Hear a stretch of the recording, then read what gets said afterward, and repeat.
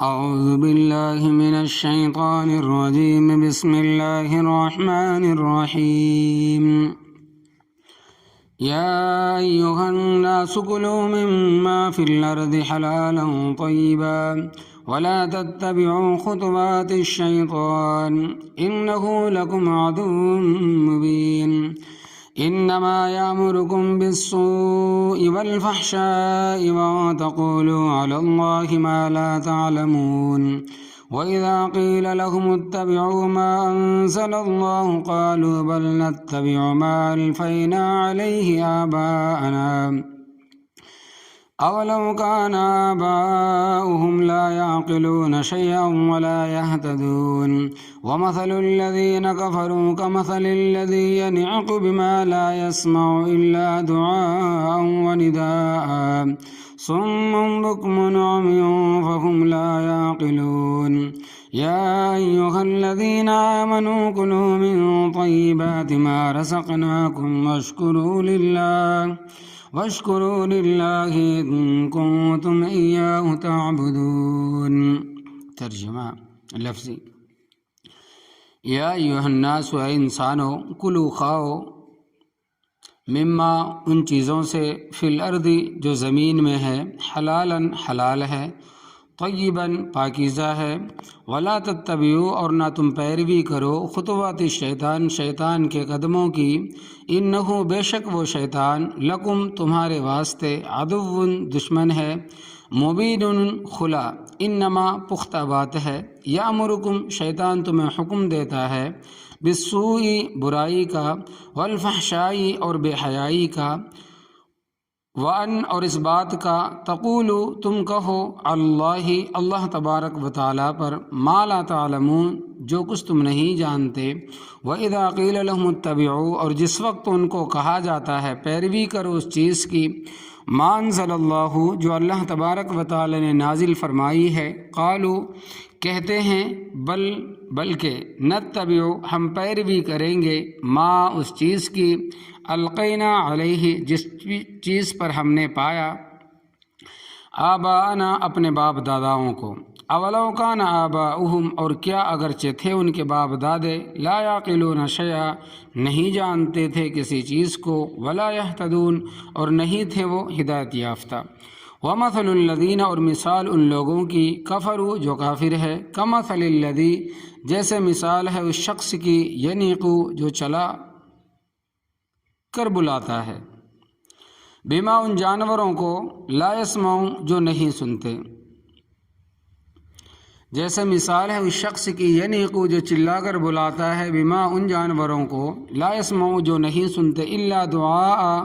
مگر بلاوا، و نداء اور پکار، سمن وہ بہرے ہیں، بکمن گونگے ہیں، عمیٌ اندھے ہیں، فہم لا یعقلون پس وہ نہیں سمجھتے، یا ایھا الذین آمنوا اے لوگو جو ایمان لائے ہو، کلو کھاؤ، من طیبات ما رزقناکم پاکیزہ ان چیزوں سے جو ہم نے تمہیں دی، واشکروا للہ اور اللہ تبارک و تعالیٰ کا شکر ادا کرو، ان کنتم ایاہ تعبدون اگر ہو تم خاص اللہ تبارک و تعالیٰ کی عبادت کرتے۔ حلال و حرام کے خود ساختہ احکام، عرب کے مشرکوں نے اپنی مرضی سے بعض چیزوں کو حلال اور بعض کو حرام کر لیا تھا۔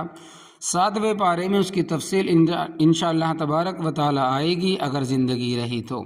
مثلا بعض جانوروں کو مخصوص کرتے تھے کہ ان کا دودھ صرف وہ لوگ پئیں گے جو لات کے پجاری ہے، اور کسی کو ہاتھ بھی نہیں لگانے دیتے تھے۔ جب مادہ جانور کے پیٹ سے بچہ پیدا ہوتا تھا تو اگر وہ مردہ پیدا ہوتا تو کہتے اس کو عورتیں بھی کھا سکتی ہیں، اگر زندہ پیدا ہوتا تو کہتے یہ عورتوں کے لیے حرام ہے اور ہمارے لیے حلال ہے، اور کئی چیزیں انہوں نے اپنی مرضی سے حلال اور حرام کی ہوئی تھی۔ حالانکہ حلال کرنا، حرام کرنا صرف رب تعالیٰ کا کام ہے، مخلوق میں سے کسی کو کسی چیز کے حلال اور حرام کرنے کا اختیار نہیں ہے۔ حضرت صلی اللہ علیہ وسلم سے بڑھ کر خدا کی مخلوق میں اور کوئی نہیں ہے۔ آپ صلی اللہ علیہ وسلم نے بھی جب اپنے گھریلو مصلحت کے واسطے صرف اپنی ذات کے لیے شہد حرام کیا تھا، امت کے واسطے نہیں،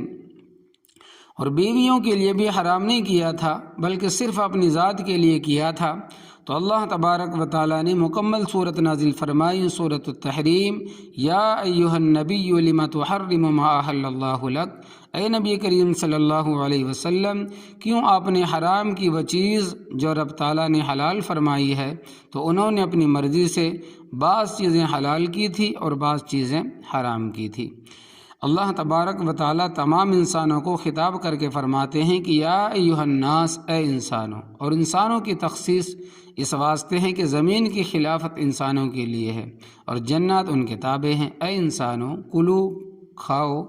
مما فی الارض، وہ چیز جو زمین میں ہے، لیکن دو شرطیں ہیں، حلالاً کہ وہ حلال ہو، اور اس سے مراد وہ چیز ہے جس کے کھانے کی رب تعالیٰ نے اجازت دی، طیباً، اور طیب ہو۔ طیب اس کو کہتے ہیں جس کے ساتھ کسی اور کا حق متعلق نہ ہو۔ مثال کے طور پر گندم حلال ہے اور کسی سے رشوت میں لی ہو یا غصب کی ہو یا چوری کی ہو تو وہ طیب نہیں ہے، پاک نہیں ہے، حلال نہیں ہے، کھا نہیں سکتا۔ بکری حلال ہے مگر کسی چوری کی بکری ذبح کر کے کھائے تو وہ پاک نہیں ہے، طیب نہیں ہے۔ مرغی حلال ہے، انڈے حلال ہے مگر کسی سے چھین کر نہ لی ہو تو کھانے کے لیے دو شرطیں ہیں، ایک یہ کہ رب تعالیٰ نے اس کے کھانے کی اجازت دی ہو، دوسرا یہ کہ غیر کا حق اس کے ساتھ وابستہ نہ ہو۔ یا یوں کہہ لے کہ حلال میں حق اللہ، حلال میں حق اللہ کو ملحوظ رکھیں اور طیب میں حق العبد کو ملحوظ رکھیں۔ اگر کسی غیر کا حق ہے تو وہ اسی طرح حرام ہے جس طرح خنزیر حرام ہے۔ ولا تتبعوا خطوات الشیطان، اور نہ پیروی کرو تم شیطان کے قدموں کی، انہ لکم عدو مبین، بے شک وہ شیطان تمہارا کھلا دشمن ہے، وہ اپنی دشمنی کسی منزل اور کسی مرحلہ پر بھی نہیں چھوڑتا۔ ایک مشہور کہاوت ہے، ایک کہانی، ایک واقعہ ہے، اور بعض کہانیاں بھی ایسی ہوتی ہے کہ ان سے عبرت حاصل ہوتی ہے کہ اللہ تبارک و تعالیٰ کا کوئی نیک بندہ تھا، وہ اس کی زندگی اللہ تبارک و تعالیٰ کی عبادت اور اطاعت میں گزرتی تھی، شیطان کے بہکاوے میں نہیں آتا تھا۔ دوپہر کا وقت تھا، گرمی کا زمانہ تھا، ایک دیوار کے سائے کے نیچے جا کے لیٹا کہ میں تھوڑا سا آرام کر لوں۔ حدیث پاک میں آتا ہے کہ من داب الصالحین القیلولہ، راتیں چھوٹی اور دن لمبے ہوں تو نیک آدمیوں کی عادت ہے دوپہر کو تھوڑا سا سو جانا، یہ رات کے جاگنے کے لیے تمہید ہے۔ تو وہ دیوار کے نیچے سو گیا، تھوڑا سا وقت گزرا تو ایک آدمی نے آ کر اس کا پاؤں ہلایا کہ بھائی اٹھ، بھائی اٹھ، دیوار گرنے والی ہے۔ وہ اٹھا، تھوڑا سا دور گیا تو واقعتاً دیوار گر گئی۔ اس نے دریافت کیا کہ تو کون ہے؟ تو میرے لیے رحمت کا فرشتہ بن کر آیا ہے اور رحمت کا فرشتہ ثابت ہوا ہے۔ اس نے کہا کہ یہ نہ پوچھو کہ میں کون ہوں، تیری جان بچ گئی، خیر منا۔ اس نیک آدمی نے کہا کہ تو مجھے بتا تو صحیح تو ہے کون؟ کہنے لگا کہ میں ابلیس ہوں۔ اس نیک آدمی نے کہا لا حول ولا قوت الا باللہ، ابلیس کو میرے ساتھ کیا ہمدردی تھی، میں نے تو اس کی کبھی بات نہیں سنی مگر میری جان تو بچ گئی۔ اس نے کہا کہ تو مجھے بات بتا کہ کیا بات ہے؟ ابلیس نے کہا تو اگر دیوار کے نیچے آ کر مر جاتا تو شہید ہوتا، میں اپنے دشمن کو شہید کیوں ہونے دوں؟ حدیث پاک میں آتا ہے کہ اگر کوئی مکان کے نیچے آ کر مر جائے اور وہ مومن ہو تو وہ شہید ہے۔ تو شیطان کی دشمنی دیکھو، اس کی جان بچائی مگر دشمنی کا پرنالہ اپنی جگہ پر رکھا۔ رب تعالیٰ نے سچ کہا ہے، سچ فرمایا ہے،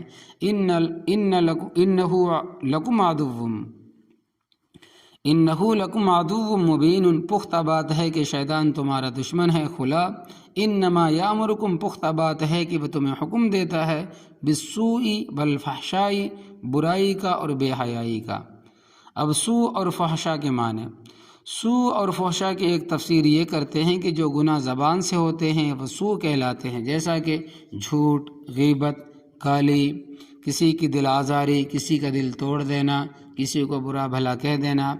فحشاء وہ ہے جو عمل کے ساتھ تعلق رکھتے ہیں، جیسے زنا کرنا، شراب پینا وغیرہ۔ تو شیطان تمہیں حکم دیتا ہے کہ تم زبان سے بھی گناہ کرو، جھوٹ بولو، غیبت کرو، گالیاں دو، اور عمل کے ساتھ بھی کہ زنا اور بدکاری کرو، لواطت کرو، شراب پیو، چوری کرو، جوا کھیلو، سٹا کھیلو۔ دوسری تفسیر یہ کرتے ہیں کہ سو ایسے گناہ کو کہتے ہیں جو آدمی چھپ کر کرتا ہے، مثلا شراب پیتا ہے مگر چھپ کر، اور فحشا اسے کہتے ہیں کہ جو لوگوں کے سامنے کرے، تو شیطان دونوں طرح کے گناہوں کا حکم کرتا ہے۔ وَأَن تَقُولُوا عَلَى اللَّهِ، اور تمہیں اس چیز کا حکم دیتا ہے کہ اللہ تبارک و تعالیٰ پر وہ باتیں کہو ما لا تعلمون، جو تم نہیں جانتے۔ ان کے اندر جو ذاتی خرابیاں ہوتی تھی، کہتے تھے کہ ان کا ہمیں رب تعالیٰ نے حکم دیا، حالانکہ رب تعالیٰ بے حیائی اور برائی کا حکم تو نہیں دیتا، یہ تم شیطان کے قدم پر چلتے ہو اور اس کے کہنے پر لگے ہوئے ہو۔ آگے فرمایا وَإِذَا قِيلَ لَهُمْ، اور جس وقت ان سے کہا جاتا ہے اتَّبِعُوا مَا أَنزَلَ اللَّهُ، پیروی کرو اس چیز کی جو اللہ تبارک و تعالیٰ نے نازل کی ہے، تو قالو کہتے ہیں بلکہ نتبعو ہم پیروی کریں گے ما اس چیز کی الفینا علیہ آباءنا جس پر ہم نے اپنے باپ دادا کو پایا ہے۔ بہت سطحی قسم کے لوگوں نے اس آیت سے اور اس قسم کی دوسری آیتوں سے اس تقلید کا رد سمجھا ہے جس کو اہل اسلام کرتے ہیں، حالانکہ یہ بالکل غلط استدلال ہے۔ تقلید کا مفہوم اور ترک تقلید کے نتائج۔ مسئلہ سمجھنا اہل اسلام میں حنفی، مالکی، شافعی، حنبلی وغیرہ جو اپنے اماموں کی تقلید کرتے ہیں، تو ان کی تقلید کا یہ مفہوم ہوتا ہے کہ کوئی مسئلہ قرآن پاک میں نہیں ملتا، حدیث شریف پہ بھی نہیں ملتا، خلفائے راشدین سے بھی نہیں ملتا، اور ایسے بے شمار مسائل ہے،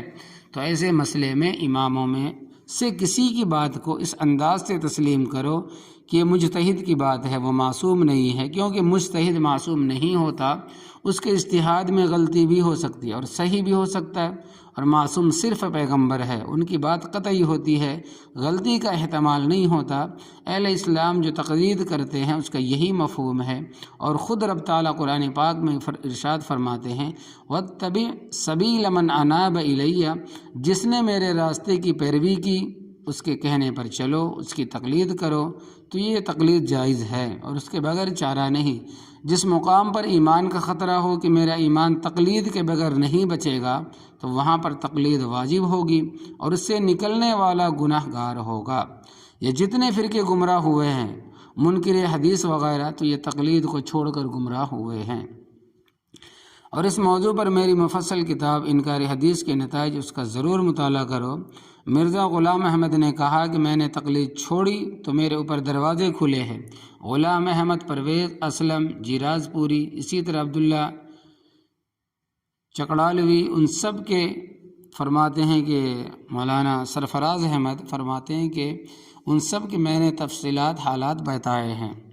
تو گمراہی کا پہلا دروازہ تو ترک تقلید ہے۔ اہل ایمان کی تقلید تو یہ ہے کہ جس مسئلے کی قرآن میں صراحت نہیں ہے، حدیث میں صراحت نہیں ہے، خلفائے راشدین رضی اللہ عنہم سے بھی نہیں ملتی، صحابہ کرام رضی اللہ عنہ سے نہیں ملتی، تو اماموں میں سے کسی کی بات کو مان لو، اور وہ بھی اس خیال سے مانو کہ وہ معصوم نہیں ہے۔ معصوم صرف پیغمبر کی ذات ہے، اور پیغمبر کی بات قطعی ہوتی ہے، سچ ہوتی ہے، اس میں غلطی کا احتمال نہیں ہوتا، شبہ نہیں ہوتا، شک بھی نہیں ہوتا، اور مجتہد کی بات غلط بھی ہو سکتی ہے اور صحیح بھی ہو سکتی ہے، اور مجتہد کو غلطی میں بھی اجر ملتا ہے، گناہ کوئی نہیں ہے۔ تو اہل ایمان جو تقلید کرتے ہیں وہ اور ہے، اور مشرکین اپنے آباء و اجداد کی جو تقلید کرتے ہیں وہ اور ہے، اور دونوں میں زمین و آسمان کا فرق ہے، جائز اور ناجائز تقلید۔ وَإِذَا قِيلَ لَهُمْ، اور جس وقت ان کو کہا جاتا ہے اتبعوا، پیروی کرو، ما انزل اللہ، اس چیز کی جو اللہ تبارک و تعالیٰ نے نازل فرمائی ہے، تو قالوا کہتے ہیں بل نتبع ما الفینا علیہ آباءنا، بلکہ ہم پیروی کریں گے باپ دادا کی۔ تو ایسی تقلید کے کفر، شرک اور مذموم ہونے میں کیا شک۔ دعوت دی جاتی ہے اللہ تبارک و تعالیٰ کا حکم مانو، تو وہ کہتے ہیں کہ بل حرف اضراب ہے کہ بلکہ ہم باپ دادا کے راستے پر چلیں گے، نازل کی ہوئی چیز کو ہم نہیں مانتے۔ آگے آئے گا کہ جب ان سے کہا جاتا ہے اور اس چیز کی طرف آؤ جو اللہ تبارک و تعالی نے نازل فرمائی ہے، اور آؤ رسول اللہ صلی اللہ علیہ وسلم کے حکام کی طرف، تو کہتے ہیں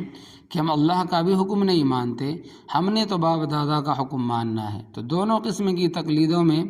زمین و آسمان کا فرق ہے۔ جس تقلید کی اس مقام پر تردید ہوئی اس کا اہل اسلام میں سے کوئی بھی قائل نہیں ہے کہ رب کے مقابلے میں اور حضرت صلی اللہ علیہ وسلم کے مقابلے میں کسی کی تقلید ہو، یہ ہرگز نہیں ہو سکتا، بلکہ اس میں سب سے زیادہ محتاط احناف ہے۔ حنفیوں کے یہ مسلک ہے ضعیف حدیث جو موضوع من گھڑت نہ ہو تو وہ ضعیف حدیث بھی قیاس اور اجتہاد سے زیادہ مقدس ہے۔ اس سلسلے میں مقدم بھی ہے مقدس بھی۔ اس سلسلے میں الکلام المفید فی اثبات التقلید حضرت شاہ افراز رحمۃ اللہ علیہ کی کتاب ہے، جس میں جائز تقلید اور ناجائز تقلید کے متعلق علمی انداز میں مفصل بحث کی گئی ہے۔ پھر بعض جاہل قسم کے غیر مقلد کہتے ہیں کہ تم نے امام کو نبی کی گدی پر بٹھایا ہوا ہے۔ حاشا وکلا، بھائی مقلد نبی کی گدی پر تو تب امام کو بٹھائے کہ نبی کی طرح امام کو معصوم سمجھے، اور ایسا کوئی نہیں سمجھتا، اور غیر معصوم کو معصوم کی گدی پر کوئی نہیں بٹھاتا۔ البتہ ضد کا دنیا میں کوئی علاج نہیں۔ عام آدمی کا تقلید کو چھوڑنا گمراہی کا پھاٹک ہے۔ اللہ تبارک و تعالی گمراہی سے ہر مسلمان کو محفوظ رکھے، آمین یا رب العالمین۔ آگے رب تعالیٰ فرماتے ہیں کہ اولو کان آباؤہم لا یعقلون شیئا ولا یہتدون، کہ اگرچہ ان کے باپ دادا نہیں جانتے کسی چیز کو، وہ ہدایت پر بھی نہیں تھے، پھر بھی مانیں گے۔ یہ الفاظ خود بتا رہے ہیں کہ باپ دادا اگر ہدایت پر ہو تو پھر تو ان کی مانو، اور باپ دادا عقل سے کام لے تو پھر ان کی مانو۔ اگر باپ دادا عقل سے کام نہیں لیتے اور ہدایت یافتہ بھی نہیں ہے تو ان کی تم بات مانتے ہو، اور وہ بھی رب کے حکم کے مقابلے میں، ما انزل اللہ کے مقابلے میں۔ آگے رب تعالیٰ فرماتے ہیں کہ وَمَثَلُ الَّذِينَ كَفَرُوا، اور مثال ان لوگوں کی جو کافر ہیں ان کی مثال ایسی ہے كَمَثَلِ الَّذِي يَنِيقُ، ایک آدمی ہے اس کے پاس جانور کافی ہے، مثلا بھینس بھی ہے اور سانڈ بھی ہے، ان کے علاوہ اور بھی جانور ہے، وہ ان کے سامنے بولتا جاتا ہے۔ کافروں کی مثال ایسی ہے جیسے اس شخص کی جو چلاتا ہے، بما ان جانوروں کے سامنے، لا یسمعو جو نہیں سنتے، الا دعاء مگر پکار، ونداء اور آواز۔ اب اگر جانوروں کے سامنے تقریر کرو تو بغیر آواز کے ان کو کیا پتہ کہ یہ کیا کہہ رہا ہے، چلاؤ تو بھی نہیں معلوم۔ اللہ تبارک و تعالیٰ فرماتے ہیں کہ یہی حال ہے کافروں کا، کہ کافروں میں کھڑے ہو کر رب کا پیغمبر آواز دیتے ہیں تو ایسے ہی ہے جیسے جانوروں میں کھڑا ہو کر آواز دے رہا ہے اور اپنی ذمہ داری پوری کر رہا ہے، مگر ان لوگوں کی حالت ایسی ہے کہ انہوں نے سمجھا ہی نہیں ہے، دلوں پر تالے لگے ہوئے ہیں۔ خود کہتے ہیں کہ لا تسمعوا لهذا القرآن، قرآن کو نہ سننا، وهم ينهون عنه وينأون عنه، قرآن پاک جہاں سنایا جاتا ہے وہاں سے خود بھاگتے ہیں اور دوسروں کو بھی منع کرتے ہیں۔